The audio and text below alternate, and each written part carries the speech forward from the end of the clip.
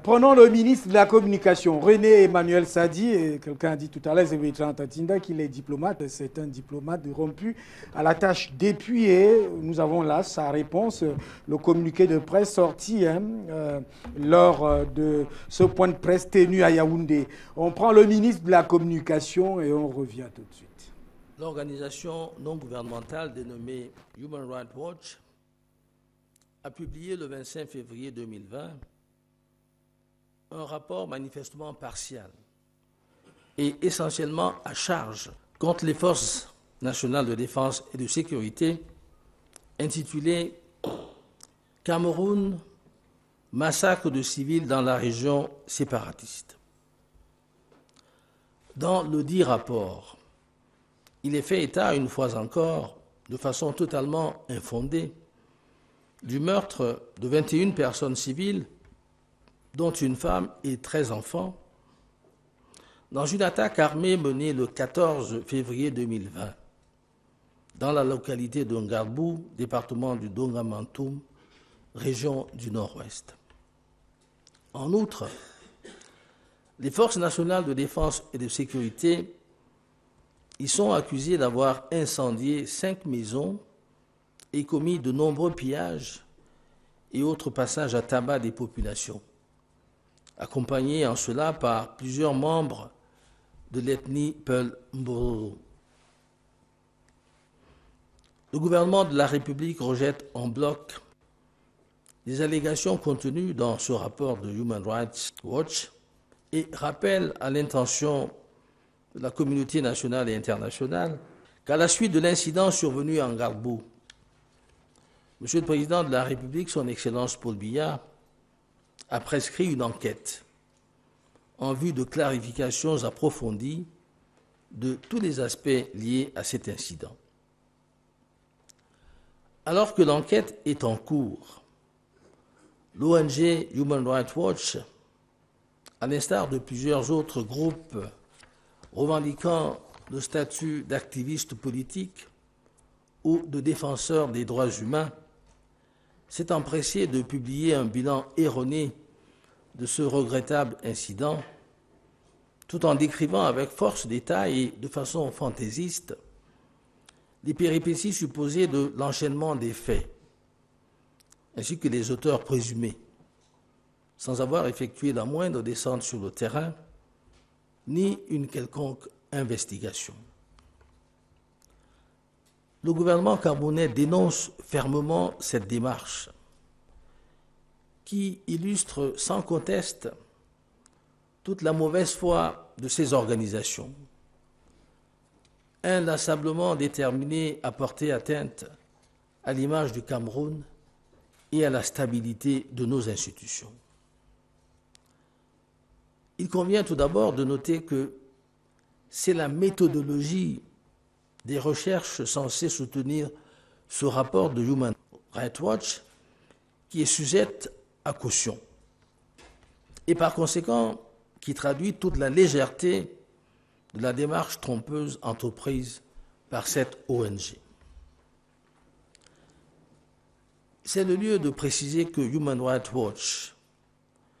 ne dispose d'aucune preuve matérielle susceptible d'étayer ces affirmations. Au regard de la vacuité des données présentées à l'opinion, à partir des éléments ne reposant sur aucune investigation sérieuse, il est loisible pour tous de constater que le rapport de cette ONG, par ailleurs coutumière des accusations gratuites contre le Cameroun, est articulé autour de prétendus témoignages, du reste non authentifiés, inspirés par des sources généralement non identifiées, dont personne ne peut certifier la fiabilité. On peut aussi constater que, même dans l'hypothèse de l'effectivité des témoignages, ceux-ci sont toujours à charge contre le gouvernement camerounais, parce que obtenus sous la contrainte, auprès des populations qui sont soit inféodées malgré elles aux terroristes, soit menacée de représailles qu'elle pourrait subir du fait d'un témoignage mettant en cause les bandes armées sécessionnistes. Cette peur de témoigner objectivement ou d'afficher une position qui pourrait déplaire aux terroristes n'épargne pas non plus certaines hautes personnalités des organisations internationales et même des autorités morales tels que les chefs religieux et les chefs traditionnels, voire des leaders politiques astreints au silence par peur de représailles. Human Rights Watch affirme par ailleurs s'être appuyé sur des images satellitaires montrant des habitations en feu dans la localité de Ngarbou pour ainsi incriminer les forces camerounaises de défense et de sécurité. Dès lors, la question qu'il convient de se poser est celle de savoir si l'existence de telles images suffit à prouver que l'armée camerounaise est l'auteur de ces incendies. Certainement pas. Du reste, dans ses différentes communications sur cet incident, le gouvernement de la République a lui-même indiqué que c'est au cours des accrochages qui ont eu lieu entre 6 éléments d'élite des forces armées camerounaises et les sécessionnistes lourdement armés qu'un incendie s'est déclaré dans le refuge fortifié qui contenait des explosifs et des produits inflammables stockés par les dits rebelles. Il s'en est suivi des explosions, puis des langues de feu qui se sont propagées jusqu'aux habitations voisines. En tout état de cause, ce qui achève de convaincre sur la partialité absolue de Human Rights Watch dans l'élaboration de son rapport, ce sont les accointances avérées entre l'auteur du dit rapport et les milieux terroristes. Le gouvernement camerounais détient en effet depuis quelques jours des preuves irréfutables établissant des liens entre, d'une part, Madame Hilaria Aligrosi, présentée comme chercheuse senior au sein de l'ONG Human Rights Watch, auteur du rapport biaisé incriminant les forces armées camerounaises, et d'autre part, de nombreux terroristes sécessionnistes qui mettent régulièrement à sa disposition et à sa demande, depuis le début de la crise dans les régions du Nord-Ouest et du Sud-Ouest, des photographies, des vidéos, ainsi que des informations sur leurs diverses abominations, afin que celles-ci servent plutôt d'argument à charge contre nos forces de défense et de sécurité. S'agissant des liens entre les bandes criminelles qui sèment terreur et désolation parmi les populations de ces deux régions, l'interpellation le 24 février 2020 d'un dangereux terroriste sécessionniste dénommé Fort Yakubu et l'exploitation de son téléphone portable ont permis d'établir que l'intéressé entretient d'étroites relations de complicité active avec Madame Hilaria Aligrosi. C'est ainsi que dans plusieurs de leurs échanges par message téléphonique, cette dernière demande aux terroristes, alors présenté comme un spécialiste du trucage d'images destiné à la propagande sécessionniste, au-delà de tous les crimes, violences et trafics illicites auxquels il se livre au quotidien, de lui fournir autant que possible, en les fabriquant de toutes pièces, des documents visuels, photographies et vidéos montrant les forces camerounaises de défense et de sécurité en train de commettre des violences sur les civils. Pour y parvenir, on sait aujourd'hui que la plupart de ces terroristes se déguisent en policiers, gendarmes et militaires, en arborant les tenues des forces nationales de défense et de sécurité pour tromper la vigilance des populations et commettre les violences les plus atroces sous l'étiquette de l'armée camerounaise. Aussi, les images servies à Mme Ali Grozi de Human Rights Watch sont-elles allègrement présentées pour soutenir les violences imputées aux forces camerounaises de défense et de sécurité. Dans une autre de leurs multiples conversations, Mme Ali Grozi demande à son affidé, le terroriste sécessionniste au fort Yakoubou, de toujours prendre la précaution de supprimer sur son téléphone tous les contenus de leur conversation pour des raisons de sécurité. C'est dire au regard de nombreux autres éléments émanant de l'exploitation du dit terroriste que le gouvernement est aujourd'hui en mesure d'affirmer que les prétendues investigations de Human Rights Watch dans les régions du Nord-Ouest et du Sud-Ouest se sont limitées aux contre-vérités inventées par son acolyte, le terroriste au fort Yakoubou, au moyen de techniques de trucage sophistiquées. Mesdames, Messieurs, voilà donc comment fonctionne cette terrible usine à mensonges, montée par Mme Hilaria Ali Grozi, et dont Human Rights Watch se sert de façon ignoble dans un objectif de stigmatisation systématique des forces armées camerounaises et partant de déstabilisation de nos institutions. Il est sans doute important de révéler que Mme Hilaria Ali Grozi, qui il y a quelques années était employée par Amnesty International avant de rejoindre Human Rights Watch, n'est pas inconnue du Cameroun. Le caractère permanemment inexact et fallacieux de ces informations sur notre pays a en effet décidé les autorités camerounaises à l'expulser hors du territoire national le 12 avril 2019 et à arrêter conséquemment toute collaboration avec l'ONG qui l'emploie. On peut donc comprendre l'acharnement particulier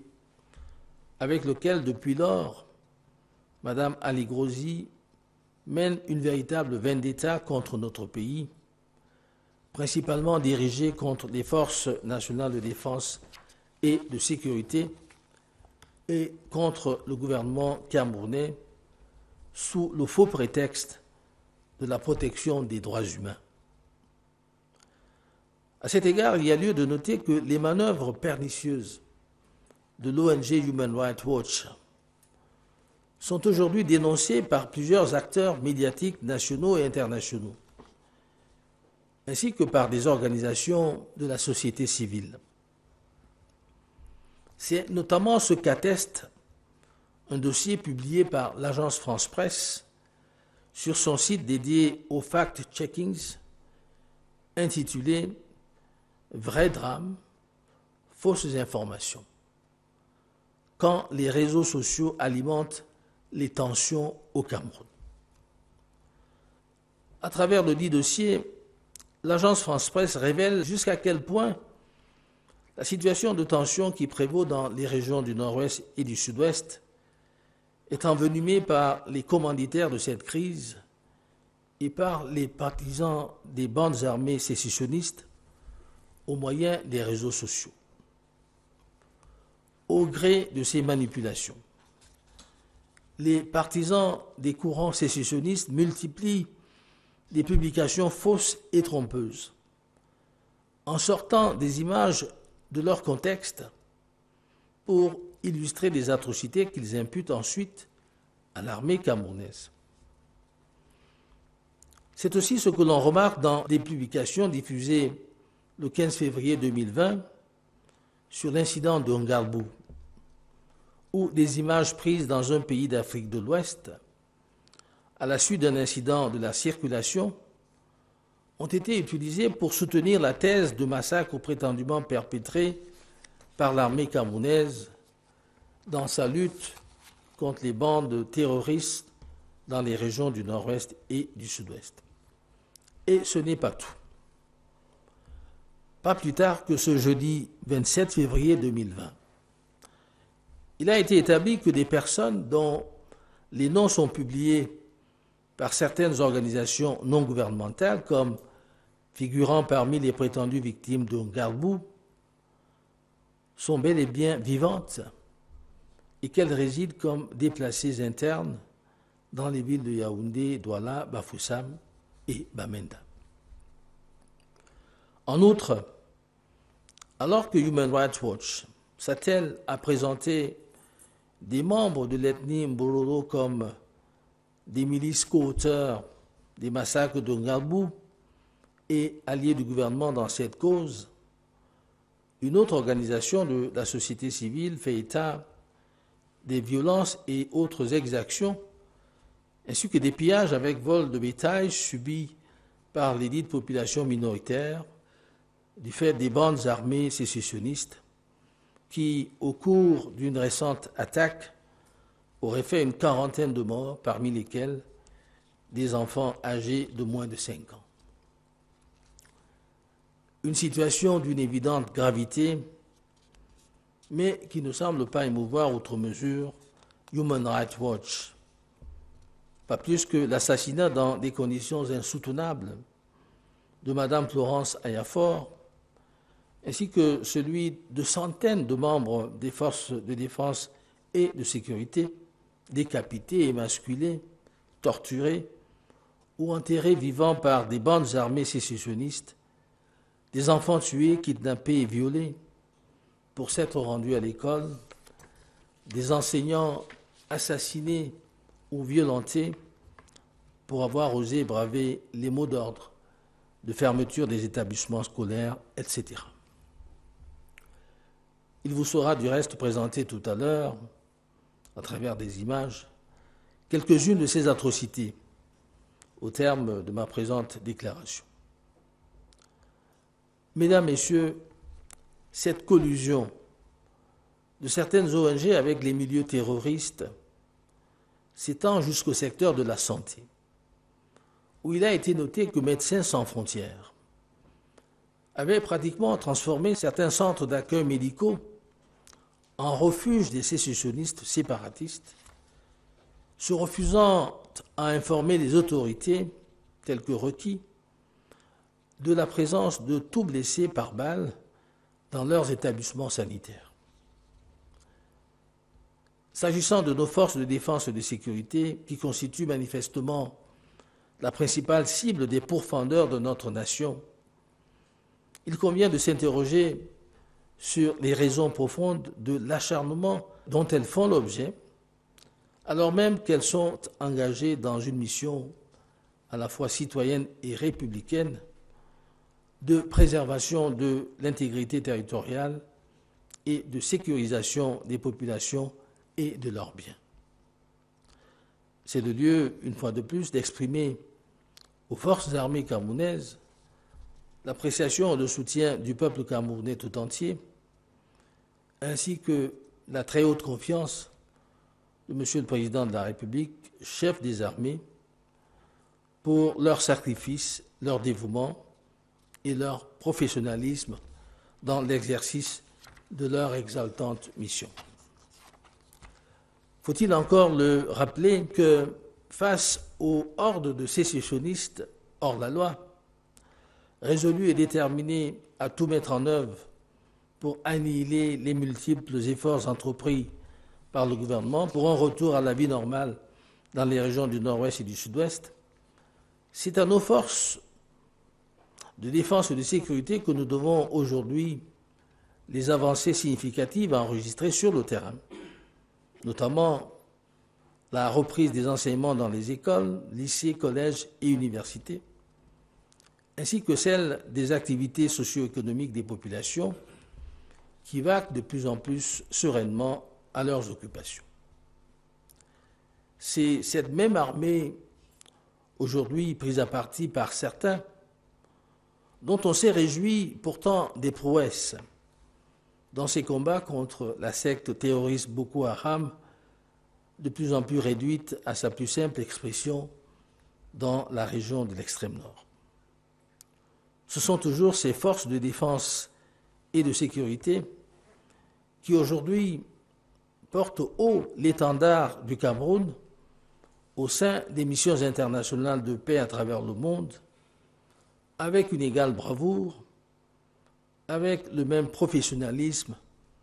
et le même sens de la discipline. De plus, il faut le dire pour l'exalter, les forces nationales de défense et de sécurité vont bien au-delà de leur mission strictement militaire pour mener de nombreuses actions d'assistance et d'accompagnement social auprès des populations. Nos forces armées sont aux côtés des populations pour leur apporter un soutien multiforme en termes de soins médicaux, d'appui à l'éducation ou encore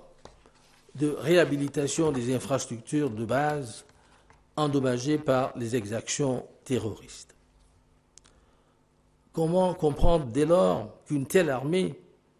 soit accusée de retourner les armes mises à sa disposition pour défendre la République contre les populations dont elle assure la protection au quotidien? Pour le comprendre, il faut admettre que dans la conspiration qui est ourdie contre nos institutions,